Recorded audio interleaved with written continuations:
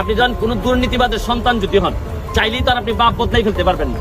কারণ আমার জন্ম হয়েছে আমার বাবা দুর্নীতিবাদ। কোথায় কত দুর্নীতি হয়েছে সেই কথাটা তাকে এখানে স্পষ্ট বলতে হবে, যার জবাব আমি দেব। ব্যারিস্টার সুমন একটি আতঙ্কের নাম।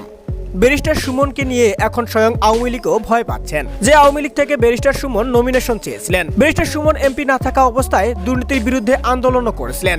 এবার তো তিনি পাওয়ার পেয়েছেন, এখন প্রধানমন্ত্রী সহ কাউকে আর ছাড় দিবেন না। দুর্নীতি যেখানেই হবে ব্যারিস্টার সুমন সেখানেই থাকবে। ব্যারিস্টার সুমনের কাছে সব ধরনের রিপোর্ট আছে, কোথায় কি দুর্নীতি হচ্ছে। আমরা আশা করি ব্যারিস্টার সুমন যেভাবে সত্য নিয়ে কাজ করে যাচ্ছে, আগামী কয়েক বছরের মধ্যে ব্যারিস্টার সুমনের জনপ্রিয়তা হবে আকাশচুম্বী। দর্শক, আপনাদের কি মনে হয়? দুর্নীতি যদি সত্যি হতো তো এত অল্প সময়ের মধ্যে এইসব প্রজেক্টের কাজ কি শেষ হতো? কারণ একটা কথা আমি এখানে স্পষ্ট বলতে চাই, ওয়ার্ল্ড ব্যাংক তো পদ্মা সেতু নিয়ে দুর্নীতির অভিযোগ এনেছিল, সেখানে কি কোনো দুর্নীতি হয়েছিল? দুর্নীতি হয়নি।